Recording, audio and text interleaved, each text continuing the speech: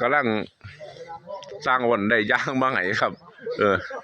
เพิ่นสิโยก3 โมงบุญพี่น้องเอ้ยมันสวยโพด3 โมงคุยไปกับไปเนาะเอาเด้อแต่เสาก็แห้งดีมันจังจุ่มจังเย็นอย่าย่อเด้อผู้แห้งบ่เลยมันหนักใช่ได้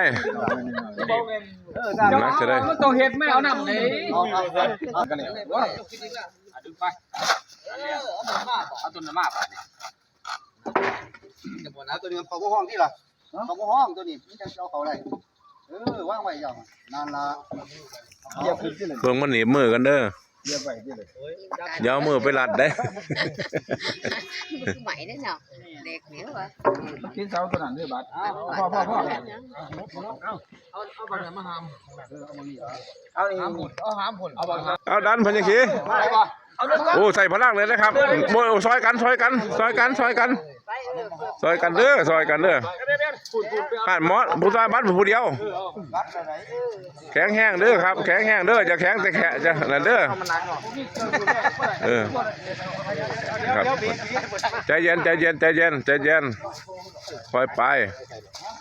ผูกขามไปหาไปเสี่ยงใส่พ่อใหญ่วันอยู่มันไหนเสาแหกผุนเป็นสี่บอกเสาแหกพ่อใหญ่เสี่ยงแล้วว่าห้วยโอ้ยไม่แท้แรงตายแม่วนเสือรักเลยไปคอยอาหางก็ถ้าพูดบาดนี่ให้เขาไปวิทย์ก่อนอย่าเผาสั่งคอยเด้อตรงลงนอนดูหางเต้นออกเสียงเหนือไม่ก็บอกว่าห้องไม่มีได้หรอก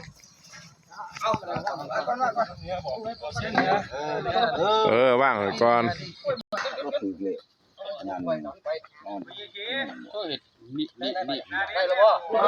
ใจเย็นใจเย็นยังไปจะได้ย้ำมาพี่ย้ำไปทับคนน้ำบอลตุกูมูสีนี่บอลจิกี้หางหน้าพี่น้อบอลงาใหม่หอยตากหอยถุงต้องนี่เนาะแล้วยืมต้องเลยมาของซุ้มวังเย็นละหันไปก็ถือแล้ววันที่หนึ่งนี่เอาไว้ไว้นี่บอกกูได้ได้ลุงขั้นบอกเจ้าก็บอก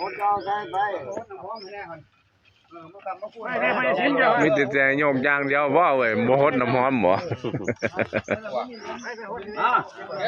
ระดับทีนี้ไปอยู่จะไหนบ้านจะไหนเขาโยกเลย3-4ต้นวัดหน้า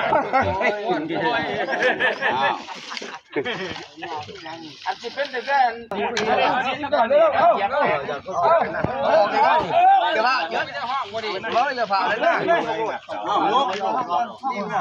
งยังเอามาห้องยังหันเขาหันเอาไปตั้งดินก่อนตั้งดินก่อนเดี๋ยวเจ้าตัวนี้นะ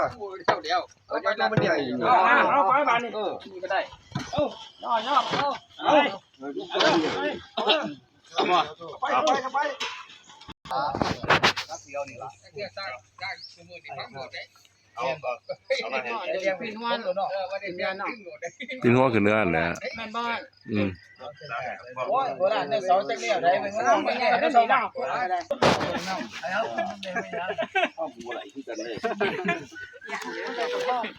ถามเด้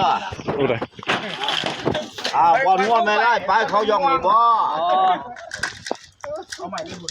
บอลของเก่ากำคำเก่ากุมนี่บ่บอลยูทูมกินเย็นนี่เนาะนี่ละมองยูทูมกินเย็นนี่ละสาธุวันนี้ละสาธุเอาเด้อซอยกันเด้อยกเสาแหกเสาขวัญครับพี่น้องเอาใหม่มาทั้งเสียงใหม่มาประเพณีอีสานบ้านเฮาครับบ่มีเครนใส่พลังงานซอยกันนี่แหละครับได้เวลาพอดีเลิกงามยามดีนะครับพี่น้องปักผมกินเย็นครับเฮ็ดเทือนไม่ใส่สังกะสีเต็มคู่มือเทือนไม่ใส่สันไทยเนาะนะครับพี่น้อง นี่แหละครับยกเรียบร้อยครับเสาเอกเสาโทพี่น้องครับ